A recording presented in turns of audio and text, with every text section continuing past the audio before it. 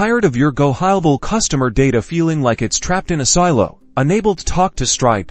This video is going to show you how to grab that crucial Stripe customer ID from within GoHighLevel, connecting your marketing efforts with your payment processing for ultimate efficiency. First, you're going to navigate to the customer profile whose Stripe ID you need. Once you're in the contact profile, take a look at the URL in your browser's address bar. You'll notice a string of characters and numbers. This is the GoHighLevel contact ID. Copy this entire URL, as we'll need it later. Now, head over to the Automation tab and create a new workflow. This workflow will be triggered when a specific event occurs, like a new customer being created, or an existing customer making a purchase. Select the trigger that best suits your needs. Within the workflow, add an action search for Webhook and select it. This is how we'll send data to a middleware service like Zapier, or make and paste the GoHighLevel contact ID in a custom field and any additional data points that are needed for the next action. Now, in your chosen middleware platform, configure a new workflow.